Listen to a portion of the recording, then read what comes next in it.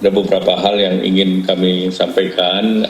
Tadi arahan Bapak Presiden bahwa pengelolaan penanganan COVID dari segi kesehatan dan pemulihan ekonomi perlu terus dikoordinasikan baik pusat maupun daerah, dan juga keputusan-keputusan yang menyangkut masyarakat banyak tentunya diputuskan secara terintegrasi dan juga ditujukan untuk menurunkan angka yang terdampak daripada pandemi COVID.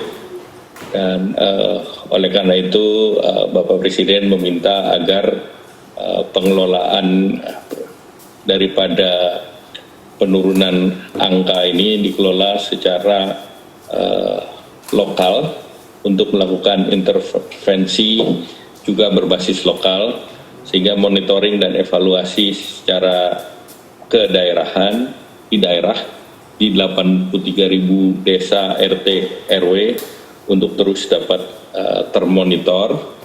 Dan oleh karena itu Bapak Presiden meminta akan dalam 2 minggu ini dikoordinasikan dan dikonsentrasi lebih khusus di 8 wilayah yang terdampak lebih besar kenaikannya, dan menugaskan Wakil Ketua Komite Pak Luhut Binsar Panjaitan dan juga Kepala Satgas COVID untuk memonitor dan sekaligus juga melakukan evaluasi. Kemudian yang kedua terkait dengan kegiatan lanjutan untuk pendisiplinan masyarakat.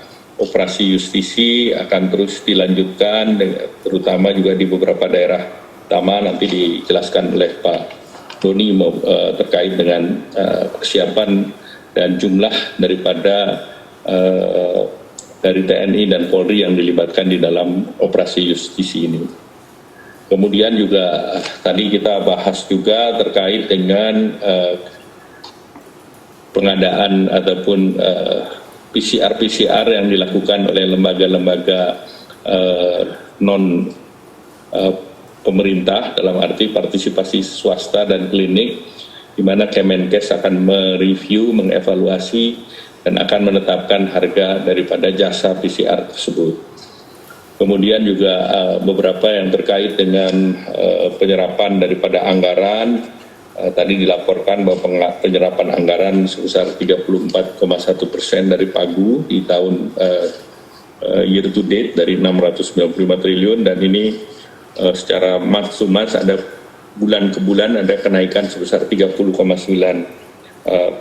dan semester 1 dan sampai dengan semester kedua, masuk ke semester kedua ini per September, tren penyerapannya sudah naik sebesar 237. Demikian pula di sektor kesehatan terjadi kenaikan 31,6, perlindungan sosial 60,81%, sektoral Pemda 27,68%, UMKM 91,43%, demikian pula di sektor-sektor yang lain. Kemudian juga Presiden tadi juga menyampaikan bahwa untuk insentif para wisata yang anggarannya sudah ada, ini untuk dikaitkan dengan pengadaan vaksin secara mandiri apabila clinical trial sudah selesai. Jadi ini masih menunggu clinical trial untuk selanjutnya dibuat program yang terkait dengan sektor pariwisata.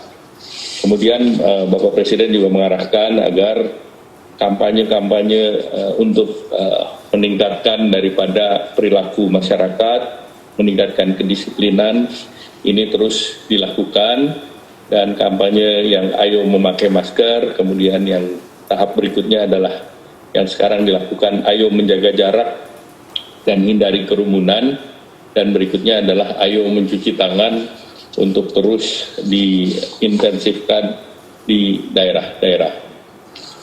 Selanjutnya mungkin yang terkait dengan fasilitas daripada pelayanan kesehatan, nanti Pak Doni akan menyampaikan, karena dari data-data yang ada dari bed occupancy rate, baik itu yang ruang isolasi itu ICU sebesar 63% dan juga yang isolasi 59%, dan ketersediaan flat isolasi mandiri di Wisma Atlet, kemudian juga kerjasama dengan beberapa hotel, baik itu tingkat bintang 2, bintang 3, yang menambah kapasitas daripada isolasi tanpa gejala. Nanti akan dijelaskan lebih detail oleh Pak Satgas COVID ataupun oleh Pak Menkes.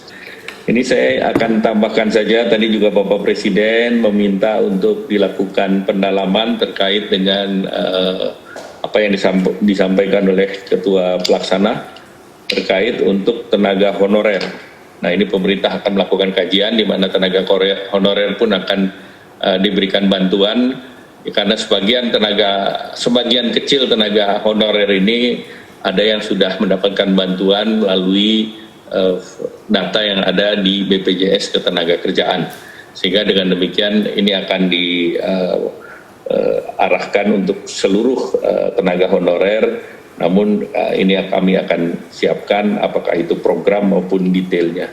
Kemudian juga Pak Presiden meminta agar untuk kartu prakerja dibahas dengan Kementerian Keuangan, dilihat potensi-potensi yang ada, karena banyaknya tenaga kerja informal yang terdampak, dan juga kartu prakerja sendiri per hari ini sudah 3,8, artinya per September 5,6 juta yang direncanakan akan tercapai.